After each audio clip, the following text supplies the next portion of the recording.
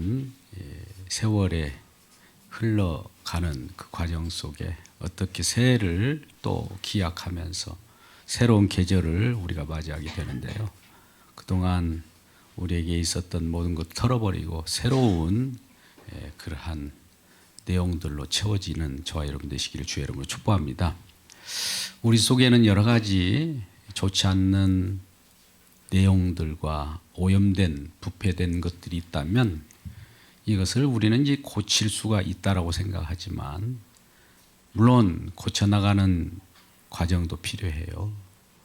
우리의 노력도 필요합니다. 내 속에 있는 상처 또 내 안에 있는 아집 경험 이런 것까지도 새롭게 내가 변화시켜 보려고 노력도 해야지만 궁극적으로는 성령께서 그 일을 해 주셔야 합니다. 우리는 뭔가 보다 나은 미래를 향하여 기존에 있는 경험을 가지고 그 토대 위에 또 세워갑니다. 또 그 위에 토대 위에 또 세워가다 보니까 뭔가 쌓였던 것 같지만 뭔가 이루었던 것 같지만 사실 오염된 세계 속에서 계속 오염을 쌓아가고 있는 줄도 모릅니다. 그래서 이러한 모든 것들을 우리 주님은 무너뜨리는 작업을 해요. 왜요? 오염된 것으로 계속 우리가 쌓아봐야 바벨탑밖에 쌓을 것이 없고 장차 무너질 장망성, 장차 망하는 성을 쌓는 것에 불과하기 때문입니다. 그래서 하나님께서 새로운 새하늘과 새 땅을 바꿔주시는 일을 지금도 벌인다는 사실이에요. 우리 하나님 말씀이 이론이 아닙니다. 내가 이렇게 알았기 때문에 스캔했기 때문에 알았음으로 구원받는 것이 아니라 지금 현재적으로 하나님 말씀이 살았고 운동력이 있어서 저와 여러분을 제물로 만들고 날마다 주님 앞에 세워나가는 이 말씀의 작용이 지금 효력 있게 임한다는 이 사실이에요. 그러면 그 안에서 우리는 날마다 고백하죠. 나는 날마다 죽습니다. 날마다 죽노라. 이런 고백이 나와야 하나님 말씀이 임한 고백이지 않습니까? 그런 것 없이 어떤 내가 공부를 해서 구원을 얻고 내가 노력해서 획득하는 그런 것은 하나님이 원하시는 구원이 아닙니다. 그래서 오늘 또 이러한 취지에서 말씀이 들어가게 되는데요. 이스라엘이 그동안 하나님의 말씀을 거역하고 순종하지 못하고 범죄를 일삼았습니다. 그 하나님이 원하는 땅, 젖과 꿀이 흐르는 땅이라고 하는 가나안 땅에 입성을 시켜놨는데 정착한 이스라엘 백성들은 각각 지파별로 하나님께서 상속권을 주었어요. 이 땅은 본래 하나님의 땅인데 상속권을 줬다는 것은 그것을 사용할 수 있는 권한을 준 거예요. 그래서 때에 따라서는 그것이 사용되어질 때 그곳에서 죄를 범하고 오염물을 내고 여러 우상을 섬긴다면 그 땅이 오염되게 되는 거예요. 그 땅이 버려지게 되는 거예요. 그러면 하나님께서 그것을 어떻게 할까요? 그 땅을 청소하는 일을 합니다. 청소하는 일은 뭘까요? 그 땅에서 먹고 마시며 죄를 범하는 자들을 잠깐 이주시켜요. 그게 바로 바벨론 포로로 잡혀가는 겁니다. 이스라엘 백성들을 바벨론 포로로 잡혀가게 해서 다시 일정 기간 동안에 그 땅이 정화되고 새로워졌을 때 다시 옮겨오는 귀환의 역사를 만들어 갑니다. 성경 역사는 대부분 그와 같은 식으로 전개되어 가고 있어요. 우리가 이 땅에 태어나서 아담의 범죄로 말미암아 많은 자들이 하는 일마다 죄인이기 때문에 죄를 져요. 그러면 그 죄가 점점 커져가요. 관영해 가요. 가득 찰 때, 가장 가득 찰 때를 기다렸다가 준비된 하나님의 백성들이 하나님의 은혜로 어디론가 나와서 그 땅을 점거하고 그 흑암의 권세 속에 있는 백성들을 몰아내고 진정한 하나님의 왕국, 거룩한 땅, 기쁨의 땅을 만들어 나가는 작업이에요. 오늘 예레미야 선지자는 그러한 말씀, 하나님의 말씀을 전파합니다. 선지자의 고난은 무엇입니까? 여러분, 선지자들이 하나님 말씀을 전파했으므로 이야, 선지자 당신을 환영합니다, 이런 대우를 받은 선지자가 있었습니까?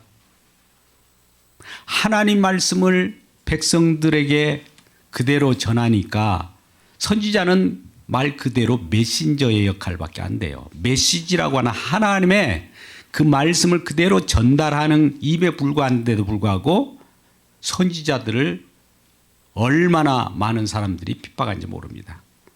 좋은 얘기를 해줘야지. 근데 좋은 얘기가 아니라 하나님의 말씀 그대로를 전파하는데, 하나님의 말씀이 우리들에게 좋게 들려질 수도 있지만 대부분 책망의 말씀이 많거든요. 왜요? 이스라엘 백성들처럼 땅에 살아갈 때 자기 것만 고집하고 자기를 위하여 다른 신을 섬기고 자기를 위하여 우상을 만든단 말이죠.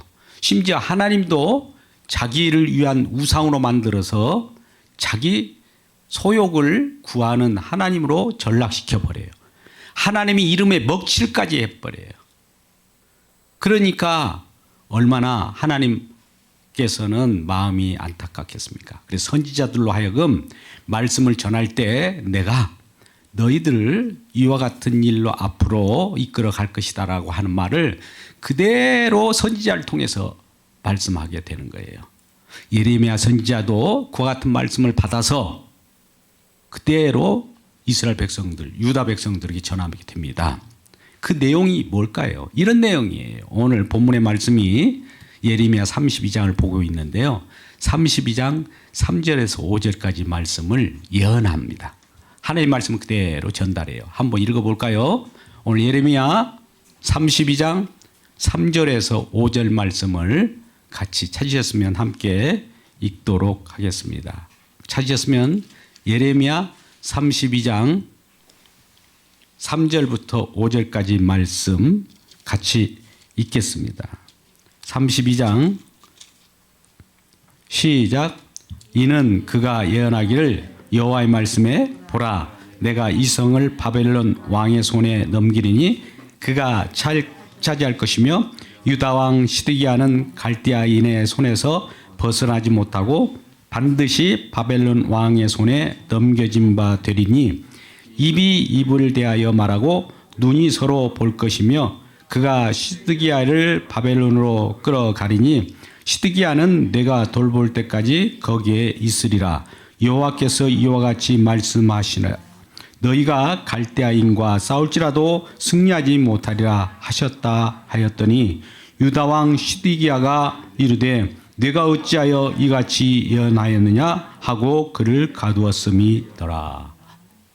여러분 말씀을 한번 보세요. 예레미야가 무슨 내용을 말씀하셨어요? 그때 당시 유다 왕은 시드기야 왕이라는 자예요. 이스라엘 백성들과 시드기야 왕에게 하나님 말씀을 받은 그대로 전달하는 것이 뭐냐? 유다와 시드기야 왕, 유다가 바벨론에 포위되어 나라는 망하고 끌려간다는 거예요. 그리고 시드기야 왕은 여호와 하나님께서 보고 계시면서 하나님의 하실 일을 거기에 나타내실 것이라는 거예요. 결과적으로 이 메시지가 좋은 메시지일까요? 이스라엘 백성들에게, 유다 백성들에게 너희는 애국에 끌려갈 거야. 포로로 될 거야. 식민지가 될 거야. 그리고 나라는 망해. 이러한 말을 전하니까 유다 백성 입장에서는 기분 좋겠습니까? 심지어 유다 왕, 통치자 입장에서는 기분이 안 좋잖아요. 그러니까 그런 말을 했다고 해서 예레미야를 어디다 가두어 버립니까? 예. 그를 어떤 시위대 뜰에 가두어 버려요. 경비대 뜰에 가두어 버리는 거예요. 선지자의 고난이죠. 선지자가 무슨 죄가 있습니까? 하나님 말씀은 그때 받은 대로 전달했을 뿐인데 그리고 결국은 하나님에 대한 원망을 예레미야에게 퍼붓는 것과 동일해요. 그런 일이 지금 진행하고 있는 겁니다.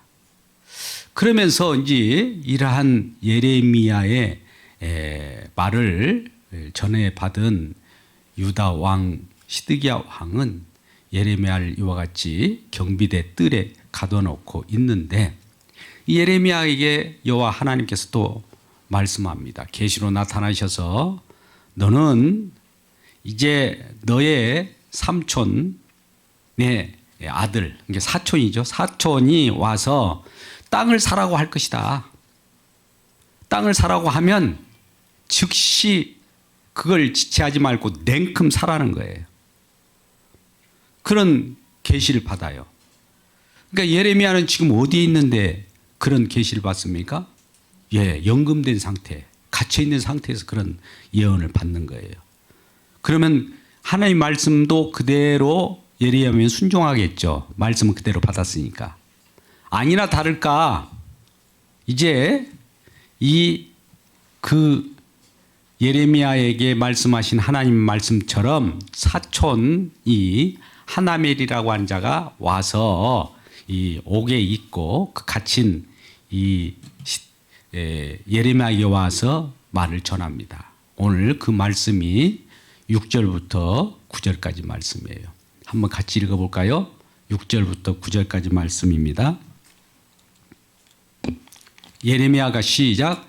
예레미야가 이르되 여호와의 말씀이 내게 임하였느니라. 이르시기를 보라, 내 숙부 살룸의 아들 하나멜이 내게 와서 말하기를 너는 아나돗에 있는 내 밭을 사라.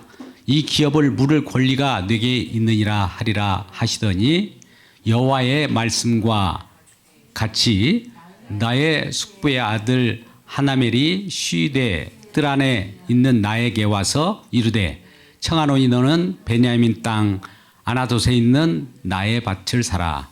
기업의 상속권이 내게 있고 물을 권리가 내게 있으니 너를 위하여 사라 하는지라. 내가 이것이 여호와의 말씀인 줄 알았으므로 내 숙부의 아들 하나멜의 아나돗에 있는 밭을 샀는데 은이 17세겔을 달아주었다. 자, 여기 말씀이요. 하나님의 말씀이 예레미야에게 임하였는데 예레미야의 사촌 하나멜이 와서 자기 땅을 사라는 거예요. 그러니까 하나멜도 어떤 일이 생겼는지 몰라도 급한 일이 생겼겠죠. 오늘날 땅을 매매하고 또 부동산을 남한테 양도할 때는 뭔가 새로운 터전을 마련하기 위하여 팔 수도 있지만 급한 나머지 팔게 되고 내놓게 되는 것이죠. 그런데 그러한 땅을 사고 파는 데 있어서는 아무나 사는 것이 아니에요. 그 구약에는 신명기에 기업 물을 자들이 있어요. 같은 토지를 상속받았습니다. 이스라엘 백성들이 가나안 땅으로 들어갔을 때 각 지파별로 땅을 분배했거든요. 그래서 그 땅은 아무나 분배된 그 땅에 의해서 그 땅의 지파만 자기들끼리 기업을 계속 물어갈 수 있어요. 즉 땅을 계속 사용권을 자기 지파별로 승계하는 겁니다. 다른 지파가 와서 그 땅을 점거할 수가 없어요. 그것이 계속 기업을 부른다고 하고 상속권을 산다고 해요. 그러니까 그 땅을 살 자가 지금 베냐민 그 땅 지역인데 아나돗이라고 하는 땅을 사라, 밭을 사라고 하니까 아무나 살 수가 없잖아요. 그 연금 상태에 있는 예레미야에게 와서 사라고 하는 거예요. 근데 이런 사라고 한다고 하는 이 기별을 미리 하나님으로부터 예레미야는 들었잖아요. 미리. 그래서 하나님의 하란 대로 그 밭을 사게 됩니다. 은 17.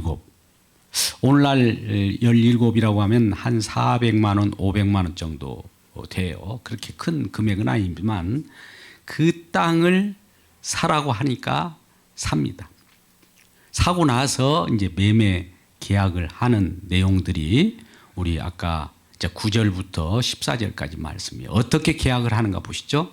9절부터 14절까지 말씀을 함께 읽겠습니다.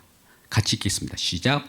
내 숙배 아들 하나멜이 아나돗에 있는 밭을 사는데 은 17세겔을 달아주되 증서를 써서 봉인하고 증인을 세우고 은을 저울에 달아주고 법과 규례대로 봉인하고 봉인하지 아니한 매매 증서를 내가 가지고 나의 숙배 아들 하나멜과 매매 증서의 인친 증인 앞과 시대뜰에 앉아 있는 유다 모든 사람 앞에서 그 매매 증서를 마세야의 손자 네리야의 아들 바룩에게 붙이며 그들 앞에서 바룩에게 명하여 이르되 만군의 여호와 이스라엘 하나님께서 여호와 같이 말씀하시기를 너는 이 증서 곧 봉인하고 봉인하지 않는 매매 증서를 가지고 토기에 담아 오랜 동안 보존하게 하라. 아멘.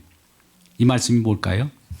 이제 밭을 샀으니까 계약서를 쓸 거 아닙니까? 매매 증서가 있는데 매매 증서는 하나, 두 개를 쓰지 않습니까? 하나는 봉인해 가지고 이 둘둘 말아 가지고 항아리에 담아 놓고 하나는 그냥 가지고 있으라는 거예요. 왜요? 누군가가 나중에 그 땅을 샀습니까? 계약서에 보여주세요 오면 보여주는 거, 그 봉인할 필요 없고 그거는 가지고 누구라도 이렇게 보여줄 수 있는 것이고 하나는 그 항아리 토기에 집어넣으라는 거예요. 그것도 바룩이라고 하는 예레미야의 측근이에요. 예레미야가 예언을 하고 선지자로서 역할을 할 때 쫓아다니면서 도왔던 자가 이제 바룩인데 바룩에게 맡겨놓는 것이죠. 근데 거기에 중요한 것이 있어요. 많은 사람들 지금 예레미야가 지금 어디 있는데 매매 계약을 하고 있습니까? 감금되어 있고 시대 뜰에 안에 갇혀 있는 상태 속에서 계약을 하는데 그 주변에는 유대 사람들이 많이 운집하고 있어요. 많은 사람들이 보는 앞에서 공중하듯이 그곳에서 분명히 도장도 찍고 매매 계약을 하고 이렇게 계약했다는 것을 증인들이 다 보는 앞에서 하고 나서 증서를 또 도장을 찍은 다음에 매매 증서를 항아리에 하나 저장하고 하나는 많은 사람들이 누가 보여달라고 하면 보여줄 수 있도록 이건 분명히 예레미야가 하나솥 땅을 샀다. 하나멜이라고 하는 사촌에게 땅을 산 것이다 라는 것을 말하고 있는 것이에요. 그런데 여러분 한번 생각해 보시죠. 왜 이런 상황 속에서 예레미야가 그 땅을 샀을까요? 저와 여러분 그 땅을 살까요? 마치 지금 이스라엘이 저 바벨론에 의해서 이 나라가 망해요. 이제 땅도 빼앗길 거예요. 다 모든 것이 헛수고가 될 그런 상황인데 밭을 사라고 그런 거예요. 이건 마치 우리가 철거될 어떤 집이 있는데 내일 모레 허물어져요. 이제 재개발을 해야 되니까. 이 허물어지는 이 집을 그냥 사라는 거예요.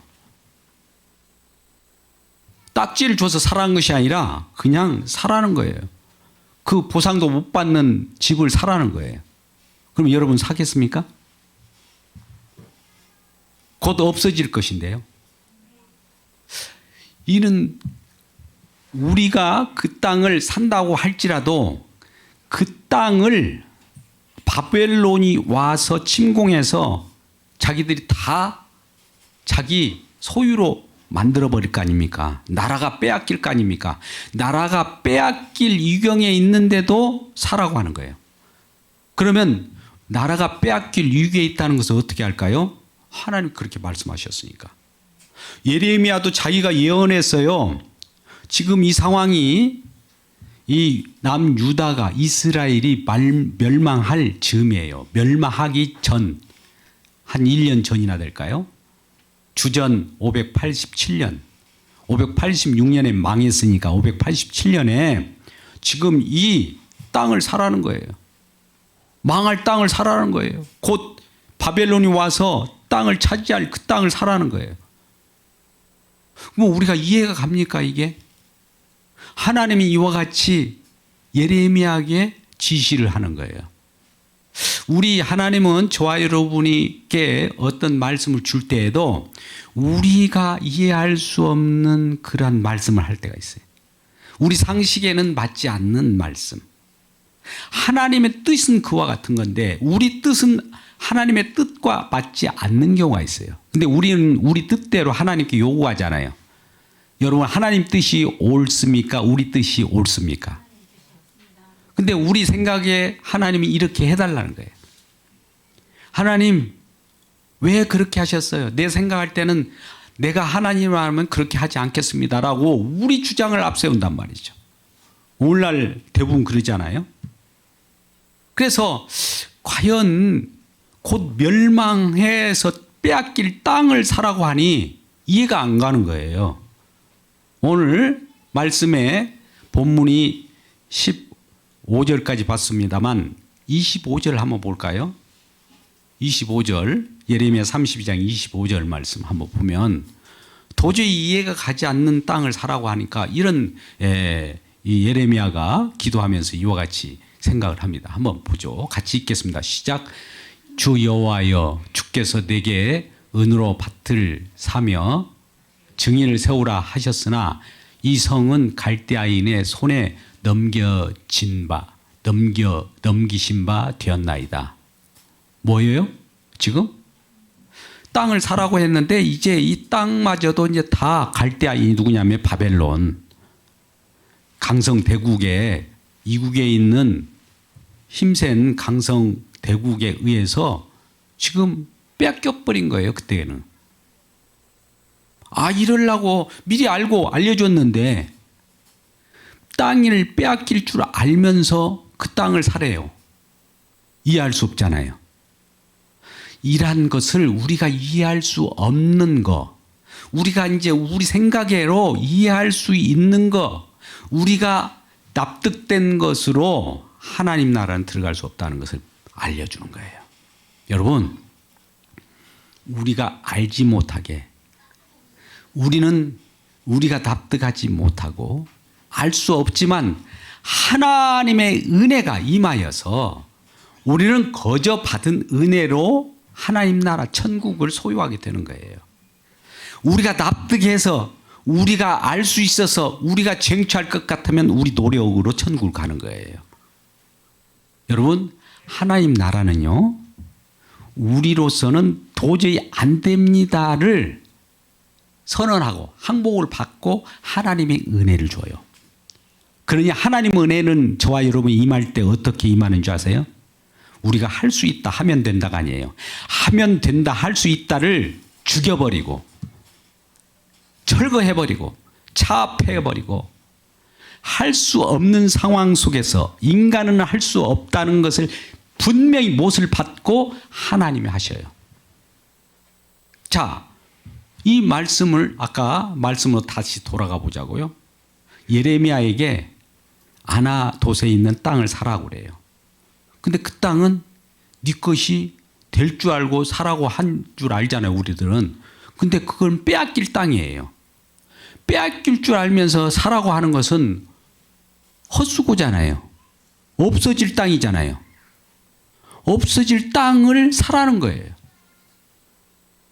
우리가 소유하고 우리의 내 것이 된다면 좋아, 내 땅이지 하면서 살 텐데 그 땅은 차압돼요. 사라져버려요.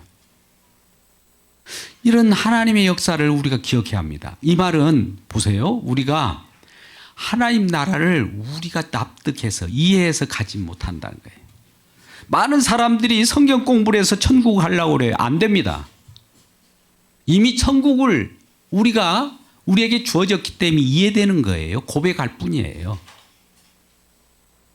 근데 오늘 또 많은 사람들이 천국을 스스로 자기 열심으로 돌을 닦아서 노력으로 수고로, 이게 종교 생활이에요.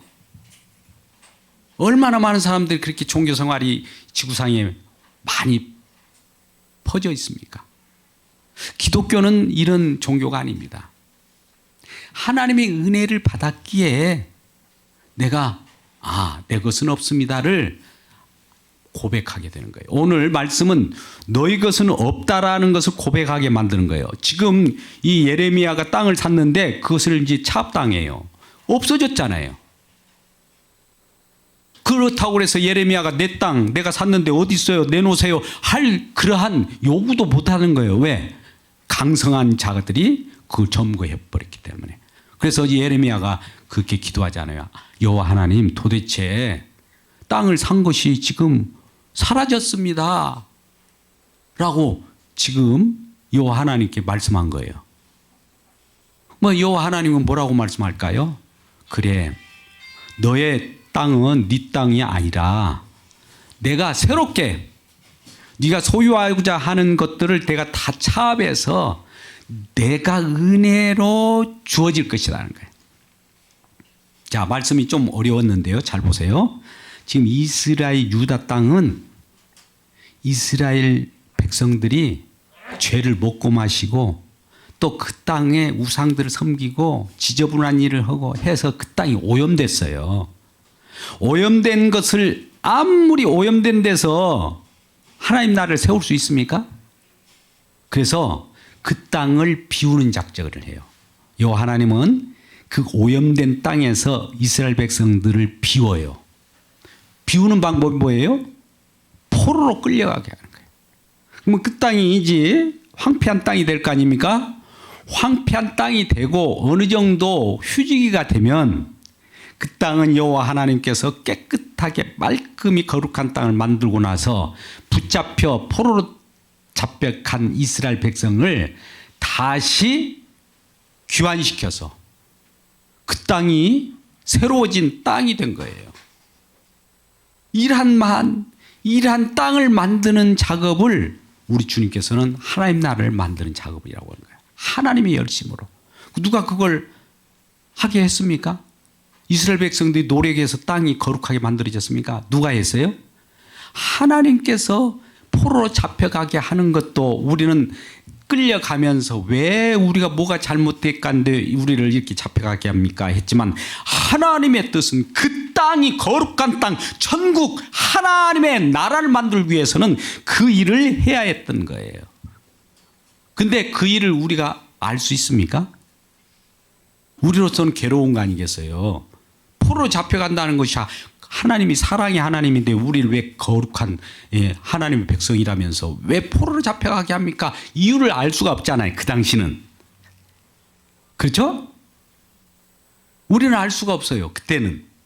근데 나중에 알고 보니까 하나님께서 더 좋은 나라를 만들어서 새로운 땅으로 그 땅을 거룩한 땅으로 만들어서 이제 포로로 잡혀가서 다시 되도록이어서 오는 거예요. 여러분, 우리 하나님은 되도록이는 하나님이에요.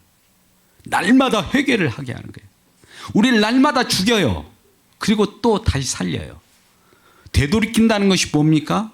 자기 죄를 고백하는 거예요. 여러분, 이 말씀과 연계해서 우리 마태복음 19장 보면 부자 청년이 어떻게 하여 영생을 얻습니까? 라고 하면서 예수님께 왔어요. 그러니까 자기 힘으로, 자기 노력으로, 자기가 이해하는 방법으로 율법을 다 지켰다는 거예요. 그러니까 예수님께서 부족한 것이 있다. 너의 소유를 다 팔아. 이웃에게 나눠주고 나를 따르라고 한 거예요.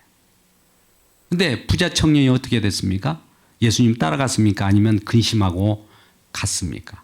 근심하고 다른 데로 가버렸습니까? 근심하고 떠나버렸잖아요. 왜 그랬을까요? 자기가 있는 것 가지고 자기 힘으로 천국을 들어가려고 했기 때문에.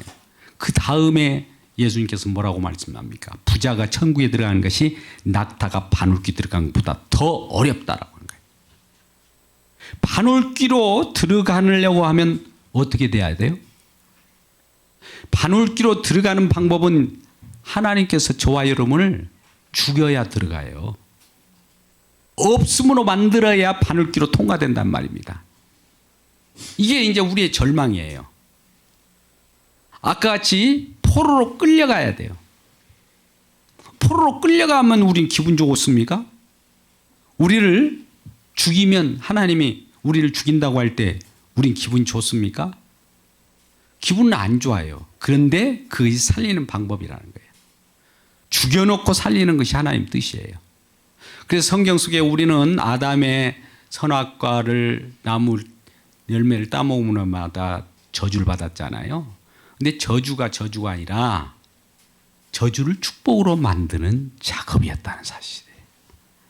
왜 선악과를 그 앞에 심어놓고 왜 여호와 하나님은 우리를 그렇게 죄를 지게 해서 고통을 줍니까? 라고 묻는다면 여러분 이런 생각을 해보세요.